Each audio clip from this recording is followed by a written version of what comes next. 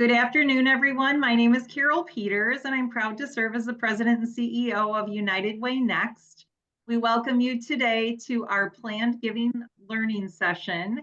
And with Ivy Cirillo on vacation this week, I am serving kind of as tech support and behind the scenes. So I'm just going to give you a little bit of brief housekeeping, and then I'll turn it over to our facilitators. So after the session closes out today, there is a brief 3-question survey, and we encourage you before you close everything out completely that you take it. So as soon as you close Zoom, you'll see it. We will record the session and provide you with the recording link and the slide deck. So all the questions that you have throughout the presentation that you think, I need these slides, you can guarantee we'll be sending those out afterwards. We will have a pause about halfway through for Q&A just to catch up on the first 3 topics that will be shared by Carla Crossno. And then we'll have some Q&A at the end and just a brief follow-up. So we love for you to engage in this community. Feel free to be on camera if you're willing. If you have questions along the way and want to unmute and ask when the time comes, please do so. And without further ado, I'm going to turn it over to our 2 facilitators and our planned giving faculty, Denise Fleckenstein and Eve Powell. Good afternoon, everyone. Very glad you are joining us this afternoon for a terrific presentation by Carla, and a lot of knowledge you're going to get today, so we hope you enjoy it. And there are a lot of topics, so I would encourage all of you to save this information as a really great place for reference for information. As we've said, it's all going to be recorded, so you'll have that opportunity. Introduce my colleague, Eve Powell. Hi, everybody. Welcome. Thanks so much for being here today. We're really glad to have you. We're also really thrilled to have Carla Crossno. I met Carla years and years ago, and she is an awesome professional, and I know she's got a lot of really good information to share with us today. So I am going to turn this right over to her without further ado, and everybody take advantage of this time because she's got some good stuff to share. Thanks so much, Denise and Carol. So great to be with all of you today. I'm going to go ahead and share my screen. And as Carol mentioned, we've got 6 topics that I'm going to cover today. The description of the session was very broad, and we could have spent an entire week together covering all of the topics in the session description. And so how I've chosen to approach this is to identify 6 kind of areas of work connected to plan giving, but that also have connection to other elements of your day job, whether you're in marketing or fundraising, or you're the executive director or the CEO of United Way, or you're in finance. And so, and then I've sort of looked at each of those topics using the 4 broad categories in the description of the session. So I'm going to go ahead and share my screen and get started. And I'll stop after the 3rd topic to see if anybody has any questions along the way. And then Denise and Eve, don't hesitate if you have a particular story that is connected to any of these topics to chime in with all of your amazing expertise. Okay, so these were the topics in the description: prospecting, marketing recognition, building relationships with key stakeholders, and leveraging volunteers. So what I did is I said, okay, in my time in plan giving, and so just so everybody knows, to sort of credentialize myself, I was on the executive team at the United Way in Miami from 2008 to 2014. I was both the VP of Development as well as the Vice President of Marketing and Communications, responsible for all of our marketing, advertising, social media, public relations, etc., in what is a top 20 United Way market, or was during my time there. And these are 6 areas of work that I spent a lot of time in, and are connected back to the 4 topics that were in the session description. And so you'll see as we go through this, you know, sort of some of the tools that I used when I was in the United Way system, for which I was very grateful to serve on the United Way Worldwide Major and Plan Gives Council for almost the entirety of my time. at United Way. And since leaving United Way, I started a consultancy, and I work with nonprofits in strategic planning and marketing communications primarily, and serve as a fractional chief marketing officer for foundations and large nonprofits. So that's who I am. I have 2 kids, a dog, a husband, and love almost all sports. So there you have it. So I'm going to start today with a loyal contributor program.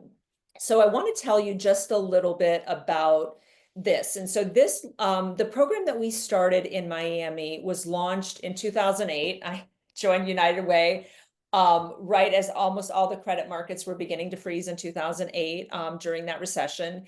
And so there was a lot of just sort of thinking about, oh my gosh, annual giving is not necessarily going to hit the numbers this year. We need to start talking about something else when we're meeting with people besides just, can they renew their leadership gift? Can they join the Tocqueville Society, et cetera?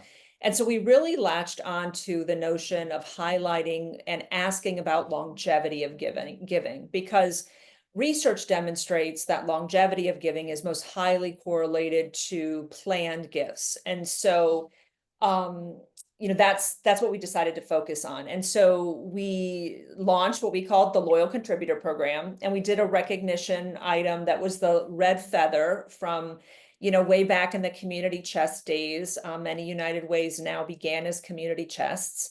And so that was our little 79-cent recognition item. And we started with just the information we had in Andar, which is the system that our United Way had at the time. And we found, because we all know that the data that any one of us has is imperfect, right? And so for some donors, we had collected the year they started giving. In other cases, we could identify it based on just, when the first gift came through. But what it didn't capture is that, well, what if that person was in Chicago and then came to United Way in Miami, or that person was in another geography and had given to United Way previously, right?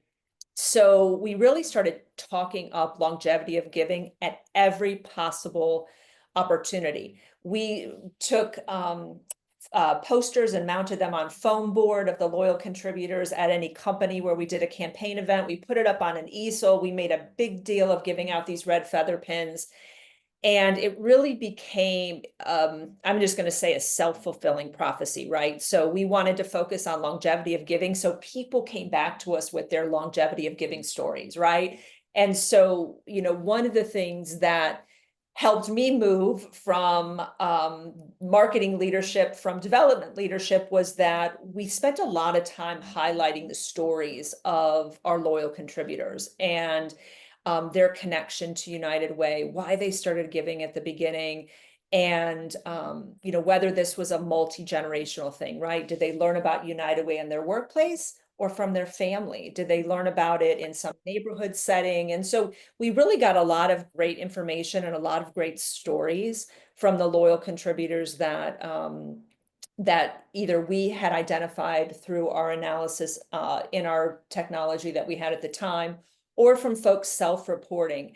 And I will tell you, so I was there from 2008 to 2014. When I left in 2014, 25,000 of our 100,000 donor records represented loyal contributors. And so we had, upwards of 22,000 folks self-report as a loyal contributor because they wanted the red feather pin, they wanted that recognition. And, it's one of those things where we didn't say, oh, give us proof, give us proof. We need you to show us a receipt from when you made your first gift or whatever. But it was a really good feeling thing that started at a time when people were not feeling very good, right? I mean, it was kind of a difficult time in our community. It was a difficult time in our country. Financially, things were really strained. And this was just something that, allowed us to celebrate people and celebrate their generosity instead of just asking for them to make contributions. And as many of you know who have spent any time at all in plan giving, a lot of the analysis that you do about how effective your plan giving program is connected to your activity, right? So you have to have a certain number of engagements with an individual before necessarily you are in a position to ask for a plan gift or to ask them to include your United Way in their estate plans or to provide a bequest. And so activities like a loyal contributor program and recognizing people for longevity and celebrating that helps you get closer to those kinds of opportunities.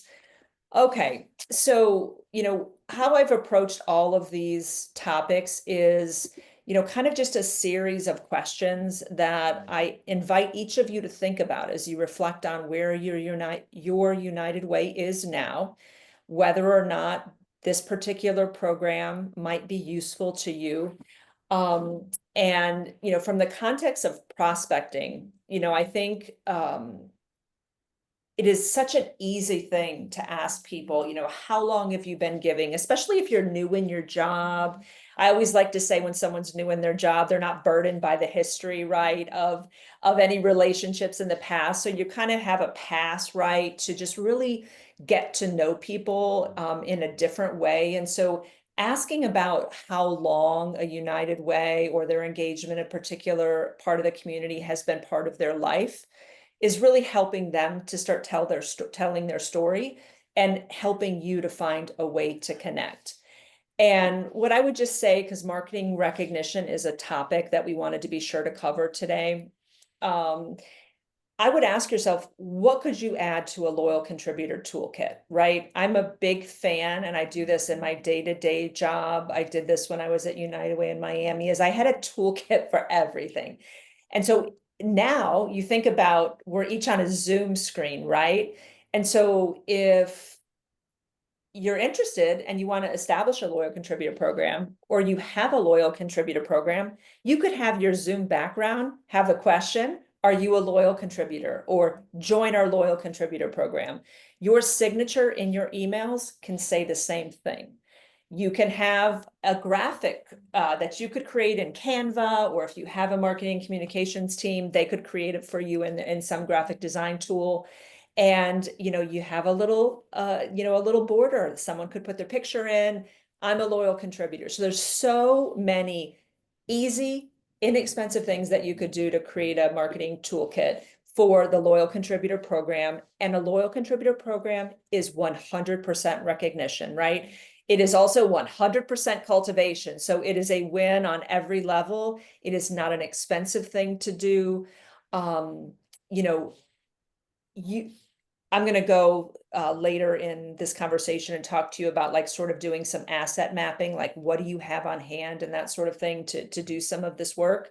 But everybody has something. If you have PowerPoint, Canva, and a little bit of creativity, and you know what colors are in your brand, you can create a toolkit. So it is definitely within your reach. Building relationships with key stakeholders was another element of the content that was described as for the session today. And so I would say, depending on your role and whether you have development officers that have that run campaigns, or you yourself run campaigns, just be thinking about, like, the question to ask yourself here is, who at these campaign workplaces can help you with loyal contributor recognition? Because remember, you're not asking them to give you money. You're not asking for anything other than a way to celebrate their colleagues. And most people jump on board big time with those opportunities. And then I would say this is another thing that's just, again, about recognition and celebration, is which of the loyal contributors, because all you need is one. You've got more than one, that there's more than one person at each of your United Ways that's been giving for 10 or more years. That was the description of our program. If you gave or engaged as a volunteer for 10 or more years, we considered you a loyal contributor. And so I'm sure that you all have dozens, if not hundreds or thousands, depending on how big your United Way is. And there is almost nothing people would prefer to do than to tell their story about anything. And so which of your loyal contributors, once you've identified even a short list, do you want to reach out to tell the story first? And again, you go back to the notion of a toolkit. These stories can be, and you think about just how many opportunities every organization has these days to get out content, your social media, your website, email newsletters, all those sorts of things. And, it's just another way to increase engagement on all your social channels, because there's, again, hardly anything people like better than telling their story. One thing they might like better than that is sharing the story they told about themselves to their social networks. And so it's really sort of low-hanging fruit in terms of being able to leverage your brand through the story of a loyal contributor.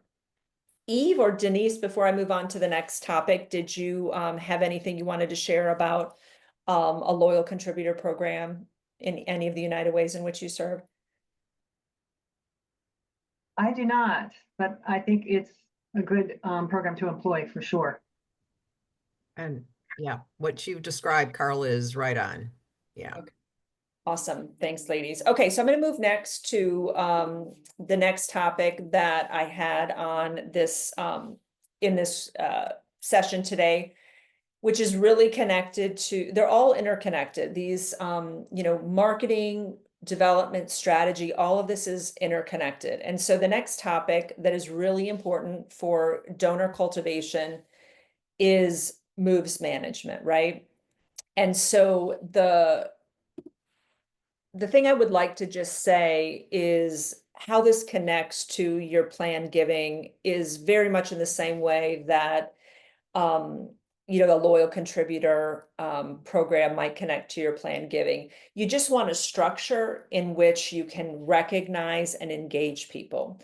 And so what I encourage each of you to do, regardless of what technologies you currently have at your workplace and what tools you have at your disposal. Way back in the day, I used literally, this is my Excel spreadsheet. I had saved a number of the documents from when I worked at United Way that I was particularly proud of, and that really assisted me so much in my roles, and literally map out all of the actions. Like each of these columns here is an action that we either took or plan to take with a specific donor. And this is not rocket science. 100% of all of these topics are around execution.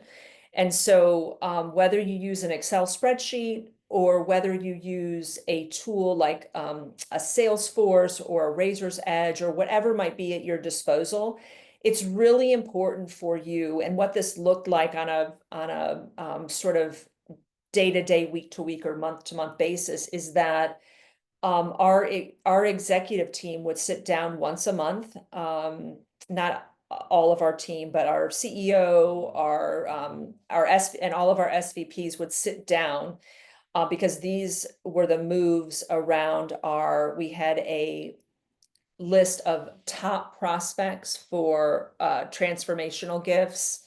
You can see from the tab, we had a top, and then we also had a top 25 tab. And we literally mapped out all of the actions that we plan to take with those individuals over a period of time. And you can see how for some folks, we had way more actions. That's because we had what we thought were many more relevant engagement opportunities for the lady in line 6 and more so than her husband who was in line 7.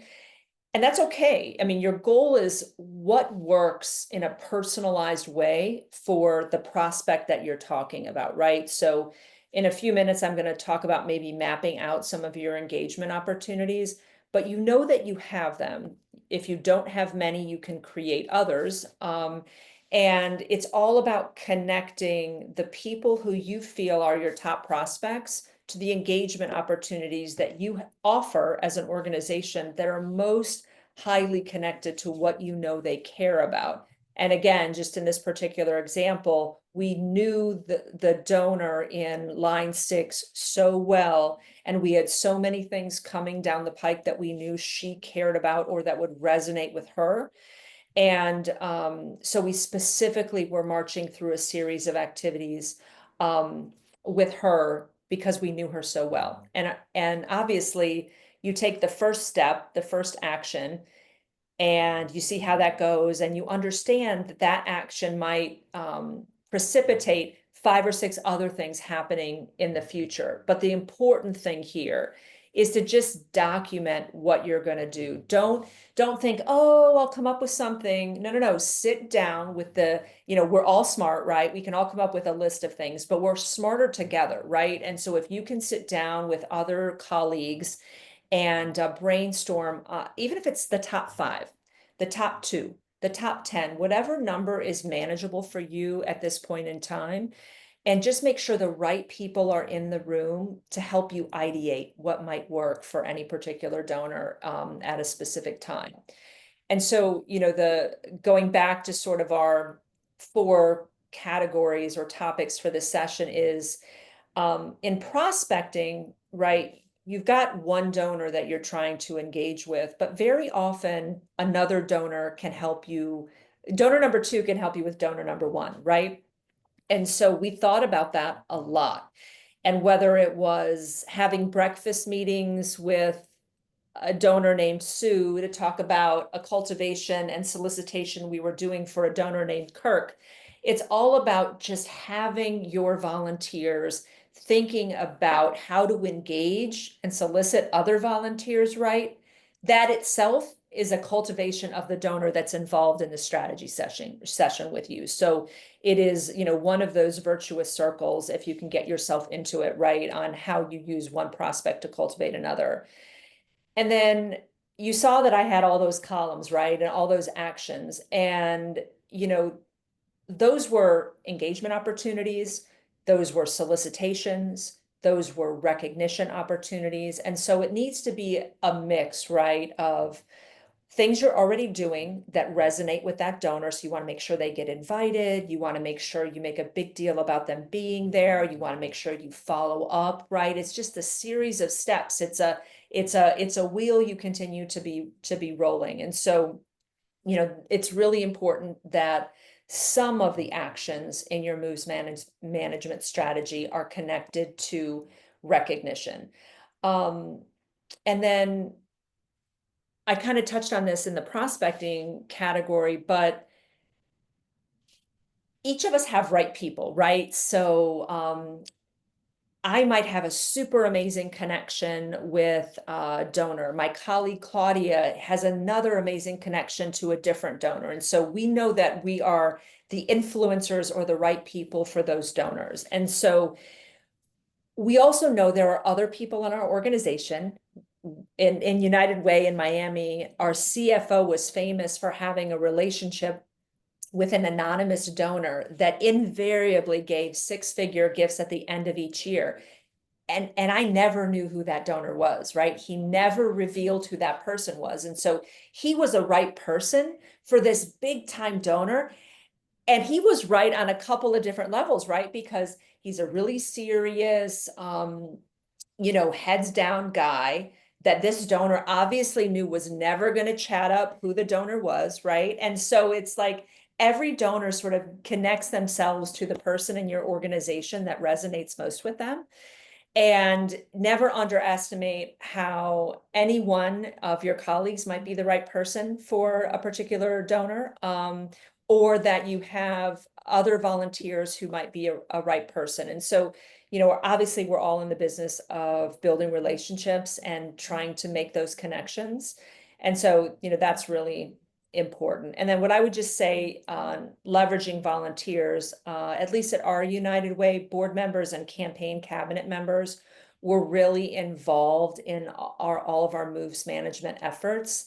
And so I mentioned that those actions need to be a combination of cultivation, engagement opportunities, recognition, and then ultimately stewardship. And so just thinking about which volunteers play a role so that when you're looking at all the steps for one particular donor or another, it's both the staff right person and the volunteer right person. Eve or Denise, is there anything you want to add about moves management? Sure. A couple things. Well, so we used moves management in our United Way. That was for Southeastern Michigan. And one of the things it does for you, it keeps you focused. You're going to get people to say, what about this person? What about that person? If you are looking at your top 25, you stay focused on them. And some of them are going to drop off and others are going to come on. But it's really helpful in staying focused on the people you know you're going to ask for that gift from. And it's really helpful to do that. It's a little work putting this together, but it's so totally worth it to do that. So totally worth it to do that. And it made me smile about the chief financial officer who had that donor. You know, that is so true. And it just says to you as the fundraiser, it's so important to have a great relationship with your financial people. And there's other points I can make about that later, but yeah, this moves management system really works and keeps you focused. And in the end, you're going to get the money if you stay with this. Yeah, 100%. I want to echo what Denise said. I mean, we did the same thing. We met with our CEO and we had our list in front of us and we went around the table and talked about what were our next steps and who was the right person or what we would be doing. And Denise is right. It keeps you focused on the correct people and how you're moving them strategically. So this is an excellent example. Awesome. Okay, thank you, ladies. Okay, the next thing I just want to touch on briefly, and this is, I'm a visual person, and so anytime I had the opportunity to express something visually, I did that. And so I would encourage each of you, these were the things that United Way in Miami did and had as sort of engagement opportunities. And I encourage you to think about, what does your United Way have at your disposal, whether it's a day of service, whether you do read for the record every year, or you do food drives for the holidays, or you do toy drives for the holidays, or you have disaster response or advocacy trips. Everybody's got something, right? And so it's all about a mix of what I would call episodic versus ongoing. So that's sort of the time continuum along the x-axis. And so something that happens every once in a while versus something that happens all the time. And then you need a mix of engagement opportunities that are transactional to the highest end of relational, right? And so what I would say is reaching out for, and just as the examples on this diagram and this lower left corner here, we might have done an email if there was an impending or right after a hurricane to get disaster relief donations, right? So that's a real transactional thing. Something horrible just happened in our community. We know you're someone who cares about South Florida. We're asking you to make a donation to help your neighbors, right? So it's an email, it goes out, it generates a donation or it doesn't, it's transactional. All the way up here on the relational side, and this probably should have been higher, is we took 10 to 25 women, depending on what year it was, to either DC or Tallahassee to advocate for early education because we had a Center for Excellence in Early Education. If you're traveling with somebody and you're staying overnight somewhere and you're having to deal with plane delays and where to eat dinner and all that kind of thing, that's a highly relational thing. You're really getting to know people, right? You're getting to know them because you're doing the hard work of talking to legislators who sometimes don't want to listen to you. You're taking it on the chin when they give you a chief of staff or some other staff member because they can't be bothered to talk to you or whatever. But the thing is you're going through those ups and downs with the volunteers that are with you. So that's a highly relational activity. And so I think that, just figure out for your United Way what you have to offer, where you have gaps, and then figure out to what extent you can fill those gaps. Because again, the entire goal is to move a donor from nowhere with you to the place where you've earned the opportunity to ask for a major or planned gift, and that you continue to steward and build a relationship with that donor over the long term. And these opportunities just present you ways to continue to build that relationship. So all of these things are connected to each other. And what I would just say is, because we're talking a little bit about recognition today, is while I encourage you to visually depict, even if you're just scratching it out on a piece of paper, what your United Way has to offer, I also encourage you to use each of these opportunities as a recognition opportunity. And an example would be traveling to DC with these women to advocate for early education. We ultimately ended up with a $300,000 appropriation, right, from the federal government for our early education center. But we gave out red feather pins to our loyal contributors at a dinner. And so that just find the way to recognize and cultivate it anytime you've got, and it could be as simple as talking points, right? We all know that we either deliver talking points written for us, or that we write for ourselves, or we write talking points for a CEO or something like that. Make sure recognition is in those talking points. Okay.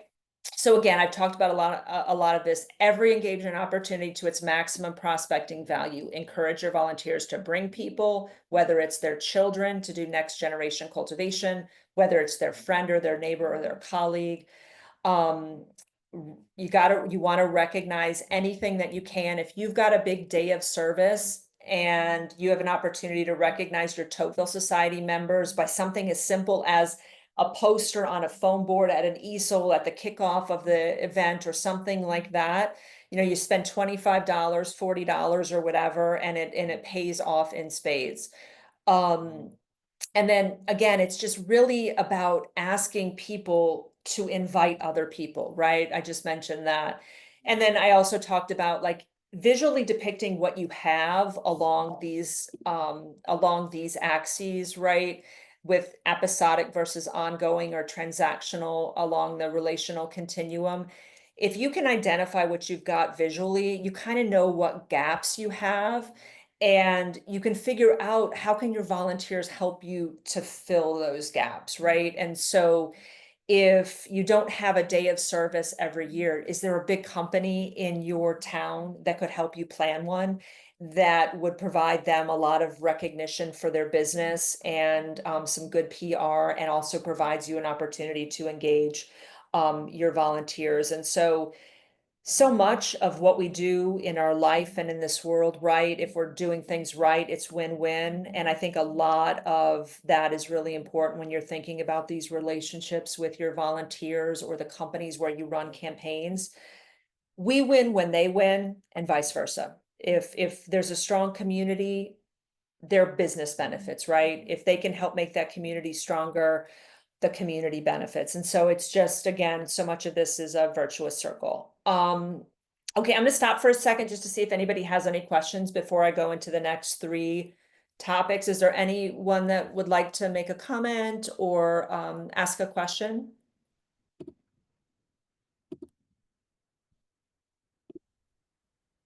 I'll make a comment about your red feather pin, and that we should never underestimate the value of the smallest little touch. And I'll just use the example, when I was at my United Way, we had all these old vintage pins. Now, we're talking like 2019, I think, when we found them. And I said, are we ever going to use them? And then I was like, wait, they're kind of like vintage United Way pins. People might actually want these, right? So I was like, let's use them. And we created a small business program called the iPledge program. And we invited all of our small business iPledge supporters to a special reception, low expense, but everyone got, a glass of wine and some charcuterie. And we did a pinning ceremony. And they held those pins in like such high esteem and were so proud, whether they wore it or they just took it home. But it was after that we started seeing increased gifts, because people felt they were a part of something bigger than themselves by just creating that space. And I mean, like, if we spent $200 on that, we generated another 12,000 because of it. So those simple little touches make such a difference. 100%. Okay. All right. I'm going to move on. Okay. The next thing, this is really old school, but I think the most important thing, especially, I mean, all of us get evaluated in life, at work, right? And we have to sort of prove our value, right? Demonstrate the value. And I dug this up. I definitely had more sophisticated tools than this, but this is the one I loved at the beginning and that people loved seeing, because it's not just about recognition for the volunteers and the donors, but your colleagues love the recognition. Our CFO that always closed out that big anonymous gift ate it up every January when people were talking about it at the general staff meeting, right? I did this news by division so that I could call out the main divisions where we had development officers that ran divisions. And, you know, the Miami-Dade County Public School division officer or development officer was so excited, right? Because I called out that he connected me with someone that was a loyal contributor who got recognized in our Leaving a Legacy e-newsletter. And so, you know, spreading the wealth around, right, to your colleagues as well, and making sure they appreciate the recognition that you're doing. And so, what I would just say is find a dashboard that works for you, right? And for plan giving and endowment giving, we track activity as much as we track closed gifts because we need so many activities to generate a closed gift, right? And so, you know, you've got right people that are volunteers, right people that are colleagues. For us, we also tracked number of professional advisor visits, and we tracked loyal contributor recognition. Like literally you could see like just tracking how many loyal contributors were recognized in the month of October. This was my October 2009 dashboard. And so, you know, it was listing which institution was recognizing a number of loyal contributors and all that. And then we also just, you know, showed the grid or the charts of where the money was, right? Like at the time that our endowment had a market value of around $11 million. And we had an expected gifts of like 13 million. And so I think it's just, you know, about what do your colleagues, your CEO, your executive team want to see in terms of how your progress is going? How can you celebrate some colleagues by what's going on in their division? And then ultimately, obviously, you're reporting this to the board. And I always had either an endowment chair or a plan giving chair or something like that. And so you want to make sure that they're equipped to tell the story about this area of work. And so again, it probably comes out now in a beautiful dashboard. This was, you know, a PowerPoint that I obviously, you know, put together at the time, but we all need something, right, to sort of demonstrate the value of the work that's being done. And this was what we use. And at the end of the day, all of this is just about what works for you, right? And determining what you need to track so that the people you need to report to understand what's happening. And if you manage people, making sure that the folks that you manage can see how their work is contributing to the aggregate accomplishment of the department or of the team overall.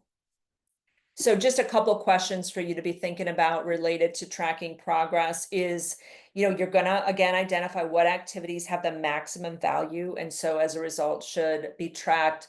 Likewise with recognition. I already talked a little bit about colleagues in finance or IT helping you assemble the data that you need. And so making sure that whatever tool you use to track your results, whether back in the day it was Andar, I don't even know if Andar still exists anymore, but whatever you have at your United Way to help you report on expected gifts, the team that is managing the endowment, making sure that your investment, you get your investment reports and you can depict, you know, what the assets on hand look like. And then I always did, when I had plan giving responsibility, we did a monthly training session. I had a development officer in plan giving called Ginny for a while. And so we did coffee and juice with Carla and Ginny. And we used that opportunity to train on plan giving techniques and to really celebrate what the development officers were doing in their divisions. And then Ginny left and I had Ted. So we did cocktails and tapas with Carla and Ted. And so I think you just have to have some sense of humor, because most people like plan giving topics are a little dry, right? So we tried to make it at least a little bit entertaining. But those sessions were training, right? But also celebration and recognition. So just thinking about like how you might celebrate your colleagues. Okay, so now there's a little bit more in here about storytelling, and I'll just attribute that to my day job, right? I'm a chief marketing officer for nonprofits, and so I've got a little bit more in here, and then I've got an appendix about this as well.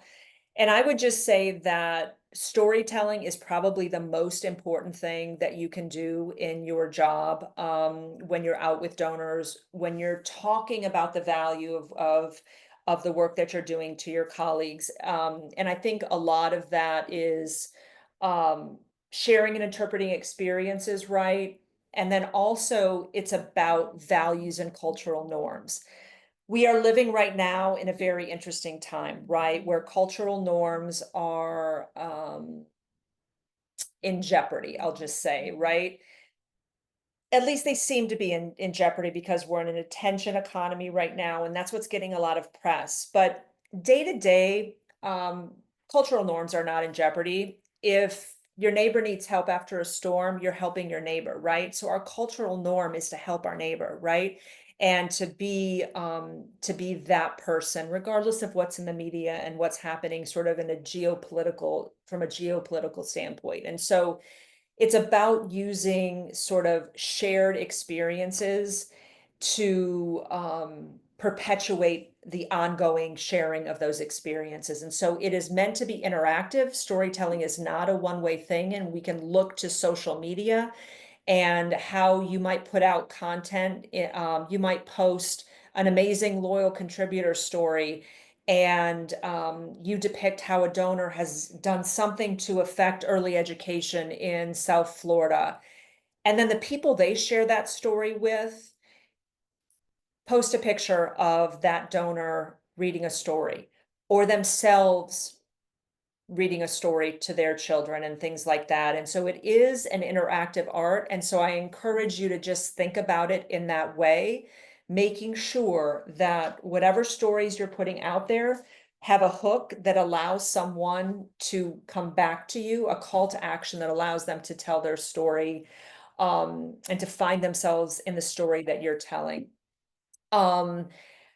There's a lot I could talk about here, but what I would just say is when you're thinking about the stories you need to tell for whatever work that you're doing, whether it's in planned giving, annual giving, corporate giving, funding, getting fundraising for an event, set your goal and establish your metric, right? And regardless of which of these things, which of these top 7 or 8 goals you might have, it is always to create a connection. You are always storytelling to motivate an action, and you are always storytelling to increase awareness. I'm just going to tell you really quick. I have an appendix in this presentation that you're going to receive from Carol about inventorying your storytelling assets, and I'll go into that in just a second. But I just wanted to tell you, in Miami, we inventoried our assets, and what we had someone whose family had long time engagement with our United Way. They were an advertising agency. We had women and children and families, like the lovely lady pictured here, that were beneficiaries of the programs that our United Way delivered. And we had a cheeky marketing team that I led that found good ways to connect to the business of our top 10 corporate donors and messages like this. And we also had a partnership with Miami-Dade County. So this was I'm sure you can see this as a digital ad that showed up on airport screens throughout Miami-Dade Airport. There were 10 of these. Lennar Corporation they build houses, and so they helped us build the dreams of many. Publix did something related to food. The county did something related to the things the county did. And so we had 10 different messages, and we executed this campaign to recognize funders. So our very specific goal was to recognize funders, and our metric was delivering on our recognition plan. And so that's really what I would just tell you is you need to inventory talent assets to be your messengers. You need to inventory creative assets that can be in your storytelling toolkit. As it relates to stakeholders, you need to inventory what partners you have that can add to your talent or your creative. And then you need to ensure that the messengers you use reflect all of the audiences you need to engage. And so I can just tell you, while we were coming up with this campaign, we very specifically said, because of our geography, we need Haitian, we need Hispanic, we need white, we need African American, we need old, we need young, we need families. And so every one of the 10 ads that we did met the need of highlighting an audience that was relevant to our community. And so that's the most important thing that you need to be thinking about when you're doing storytelling is you need a goal, you need a metric, and you need to make sure that the goal and the metric are relevant for the audience in question. Okay. Real quick, we all have recognition plans. If you don't have one that's documented, then you have a very bad recognition plan. And so like you need to make sure that you document what you have, and you document it for the levels of giving, right? And so we had a recognition plan for individual donors, which is what you see here. We had a recognition plan for corporate donors. The airport campaign that you just saw was the highest level recognition benefit for our corporate donors. It was the top 10 donors. They were all $1 million campaigns, and they all got a multi-month multimedia campaign at the airport. That is an extreme case of what's possible, but you'd be surprised at what's possible. And so I think that the most important thing is just, again, a lot of what I've talked about today is inventorying what you have, recognition opportunities, engagement opportunities, talent within the house, volunteers outside of it, and getting creative. And so that's like the really just making sure that your audience values what you're attempting to provide to them. We knew to deliver that kind of corporate recognition plan because I sat down with 15 of the corporate social responsibility representatives that were at our top campaigns, and I asked them what mattered to them. And they said they liked the credit. They didn't want to have to crow about what they did themselves. They liked us putting the halo on them. And so we found a way to do that. And so I just encourage you, these questions are all about what you can do, right? And how you can evaluate what you have.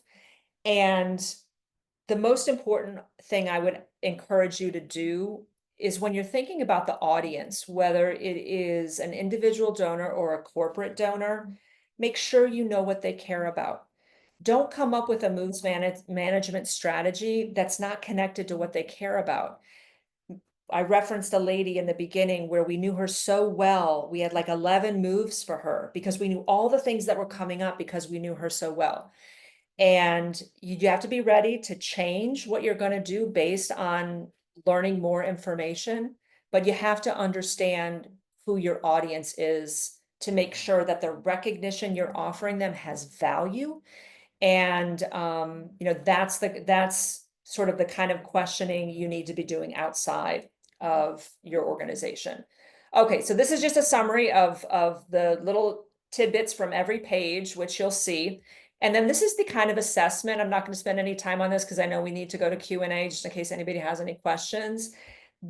I've literally provided you with 4 pages on storytelling assessment, 1 on creative assets, which, the kind of things that you have on hand, right, that are marketing in nature. Financial assets. I mean, obviously, everybody's constrained by budget, right? And you've got budget for, hard costs, right? Software, that sort of thing, any social media marketing that you're going to do. Talent is another asset. And so you need to make sure that you know what you have on hand. And this can be both who is on your staff and who you might have access to that's someone on your board, an organization that wants to do a trade with you in exchange for recognition at one of your events or something like that.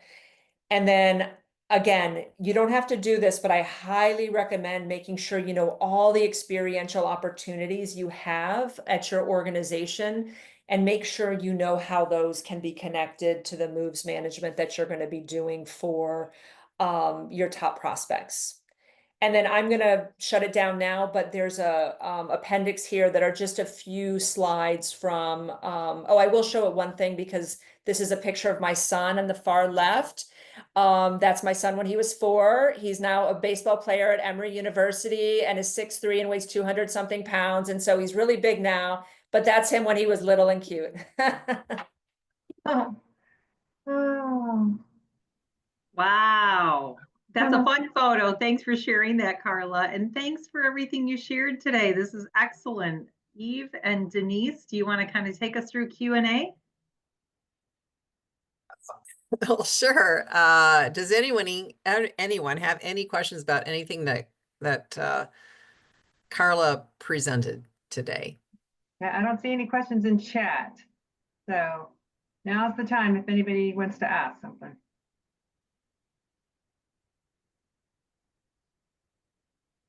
No, wow. Carla, you did such an outstanding job explaining everything. Everybody knows it now. They don't need to ask anything, apparently. How about you, Denise? Do you have any questions? I don't, but I'd like to just piggyback a little bit with a story of my own in terms of utilizing your talent that is at your United Way. And one of the most fond memories I've had in working with a colleague who ran the food program for our United Way. And Sarah and I became the best team on the planet when we were approaching donors. And in fact, there was one donor who we really cultivated a long time, and he got to know us so well. We went to meet with him to ask him, and I had been cultivating him for a planned gift as well as a major gift as well. And Sarah and I sat down with him, and he says, "You're probably wondering what I'm going to do this year." He just started talking. And he said, "I don't know if I'm going to." And he paused, and we were just sitting there thinking, okay, what did we do wrong? And he started laughing, and he said, "I'm just pulling your leg. This is what I'm going to do." And he did more. But the point is, we cultivated that relationship together, and he enjoyed the conversations we had. And Sarah was fantastic describing our food program and inviting him to come and learn about it more.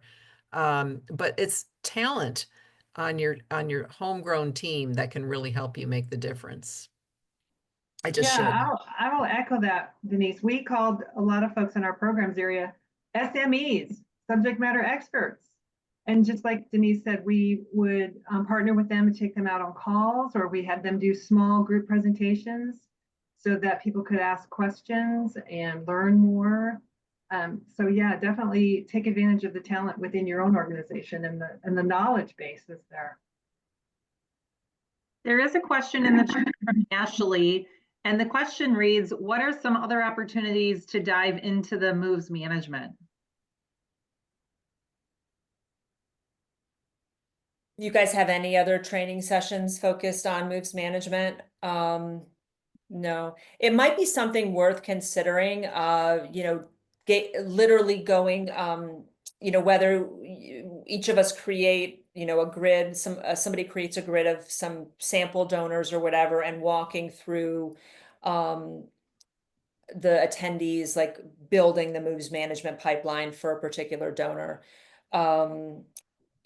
I don't know, we could certainly research other educational opportunities across the network or, just in the general environment. But depending on what tool you have, there's likely, like if, I don't know if anyone uses Andar anymore, or if folks are on Salesforce or Razor's Edge, or like what tool you use at your United Way.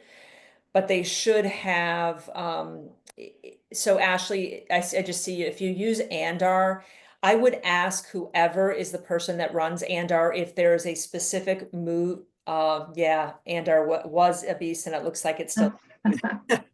Yeah. I don't know what to say other than maybe Carol trying to schedule a workshop on just moves management. I mean, it really is a really integral part of this of fundraising at any level, but certainly at the major and plan gift level. And maybe we could curate some resources outside of that would be useful. But I don't have like the tip of my tongue, like a book to recommend or anything like that. Denise or Eve, have like anything you want to recommend in that regard?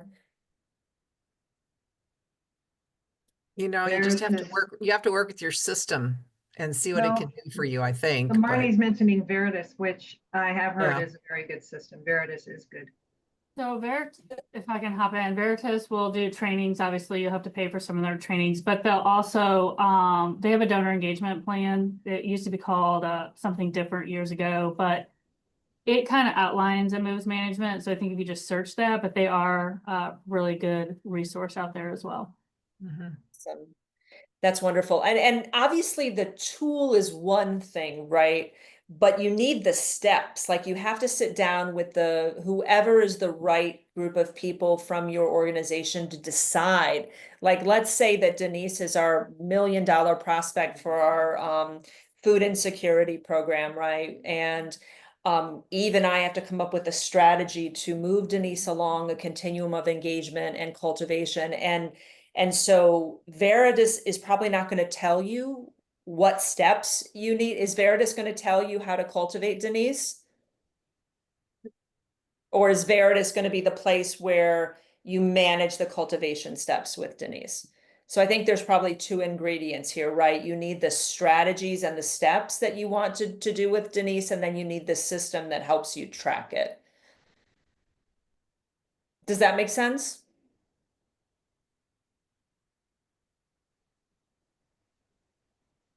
There's another question there, Carla, from Sarah. I understand having specific staff meetings with the donors they have stronger relationships with, but can this cause additional challenges if staff members should depart the organization? Is it beneficial to partner or bring in additional staff during these meetings? Well, listen, turnover is a major issue, right? Among development teams and just really in the world generally, right? Like there's just a lot of turnover.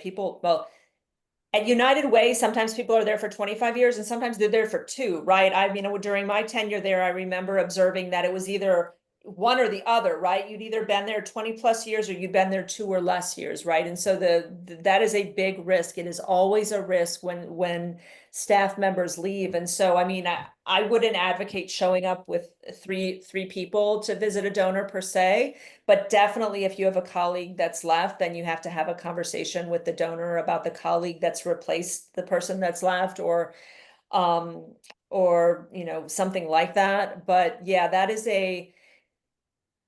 is one of the main problems. I'm really involved in some capacity building groups in South Florida, and retention of development staff is one of the main problems across the fundraising landscape, not just United Way.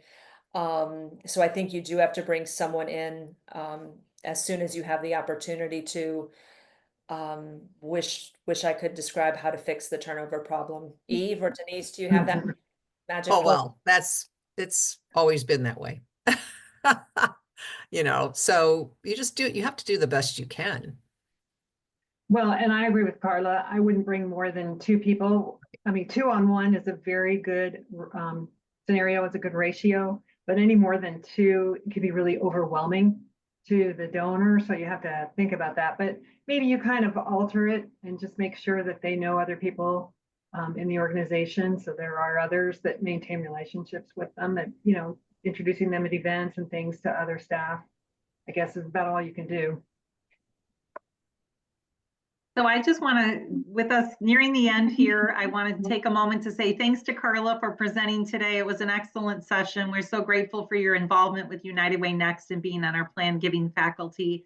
And to Eve and Denise for facilitating these sessions. This is the third session we've had this year, and we're just grateful to each and every one of you for your support of this work. And to all of you who joined today, thank you for being a part of this. The recording and all the information will be sent out following. For those who are listening to this, we're sorry you missed the session, and we're hopeful that you are listening and enjoying what you learned today.